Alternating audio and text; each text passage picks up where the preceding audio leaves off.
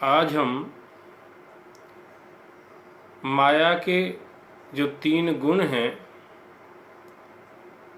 उनके ऊपर चर्चा करने जा रहे हैं। आप सभी जानते हैं 3 गुण हैं, सतोगुण, रजोगुण और तमोगुण। इन गुणों के द्वारा ही ये प्रकृति, भगवान की माया इस संसार को चलाती है। तो ये तीनों गुण जिसके अंदर होते हैं, इनका प्रभाव उसके स्वभाव पर और उसके क्रियाओं पर पड़ता है। जैसे हम लोग रामायण में देखते हैं, शुद्ध सत्व समता विज्ञाना,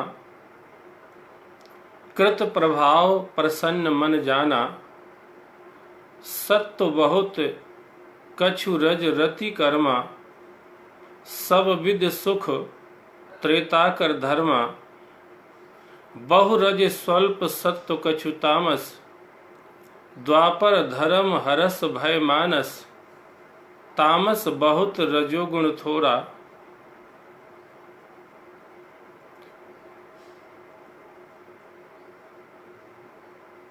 कलि प्रभाव विरोध चहु ओरा, नित जुग धर्म होय सब केरे, हृदय राम माया के प्रेरे। तो ये जो गुण हैं, जैसा हम लोग चौपाइयों में सुन रहे थे, जब सतयुग होता है उस समय शुद्ध सत्व समता विज्ञान, शुद्ध सत्व में लोग रहते हैं, शुद्ध सतोगुण में रहते हैं। तो उनका स्वभाव कैसा रहता है? सब समभाव में रहते हैं, विज्ञान यानी तत्व ज्ञान में रहते हैं, और उसके कारण से सभी लोग प्रसन्न रहते हैं। शुद्ध सत्व समता विज्ञाना, कृत प्रभाव प्रसन्न मन जाना, सत्व बहुत कछु रज रति कर्मा। जब त्रेता युग आता है तो सतोगुण ज्यादा रहता है, पर थोड़ा सा उसमें रजोगुण मिल जाता है।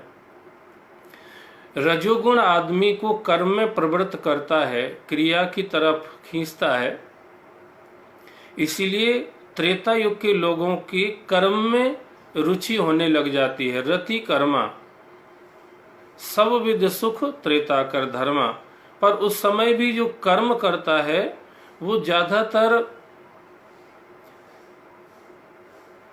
अच्छे कर्म ही करता है इंसान, इसलिए सुखी रहता है। सब विद सुख, सब तरह का सुख उनको रहता है। पर बहुरज स्वल्प सत्व कछु तामस, द्वापर धर्म हर्ष भय मानस। इसमें रजोगुण बढ़ जाता है, द्वापर में थोड़ा सा कहीं सतोगुण रहता है और तमोगुण भी मिल जाता है। तो इसका परिणाम स्वभाव कैसा हो जाता है? लोग कभी कभी सुख का अनुभव भी करते हैं और कभी कभी दुख का अनुभव भी करते हैं।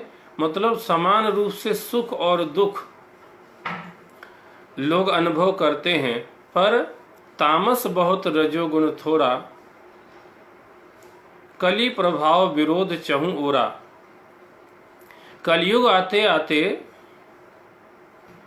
तमोगुण बहुत ज्यादा बढ़ जाता है, थोड़ा बहुत रजोगुण भी रहता है, और उसके परिणाम स्वरूप आदमी विरोध करने लग जाता है। तमोगुणी स्वभाव के कारण से आदमी एक दूसरे का विरोधी हो जाता है, ना कि एक दूसरे का सहयोगी। ये तमोगुण का प्रभाव है।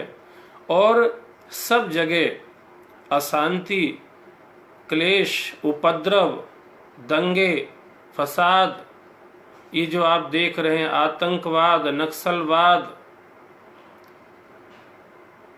चीन के द्वारा फैलाया हुआ ये कोरोना, और उसके कारण से इतना बड़ा संकट दुनिया के ऊपर, और ऐसा लग रहा है कि अमेरिका और चीन के बीच में कहीं युद्ध हो गया।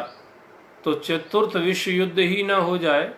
ये जो स्थिति बन रही है, इनका कारण है ये तमोगुण का प्रभाव। पर नीचे एक और चौपाई बड़ी मार्मिक है। नित जुग धर्म होए सब केरे, हृदय राम माया के प्रेरे। हर जीव के हृदय में सारे युग के धर्म जिनका भी अपन वर्णन कर रहे थे होते रहते हैं। मतलब ये हो गया कि आदमी कभी सतोगुण में रहता है, कभी रजोगुण में रहता है और कभी तमोगुण में रहता है।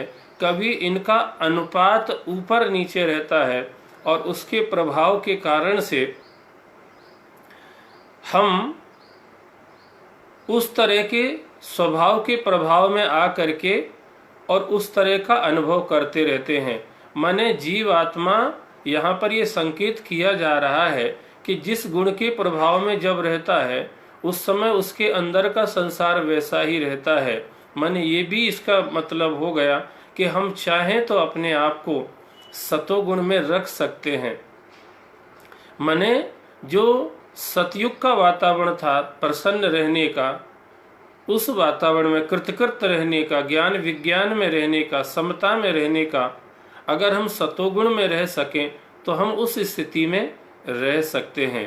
देखो, ब्रह्मा ने संसार बनाया है, जड़ चेतन गुण दोषमय विश्व कीन करतार, पर संत हंस गुण गहाएं पय परिहरि बार विकार।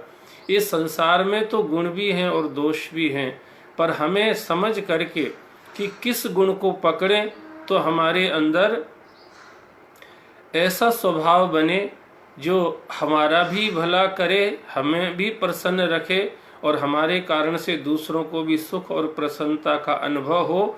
तो इसके कारण से संत हंस गुण गाहे पाए। जो संत स्वभाव के लोग होते हैं वो सतोगुण का आश्रय लेते हैं।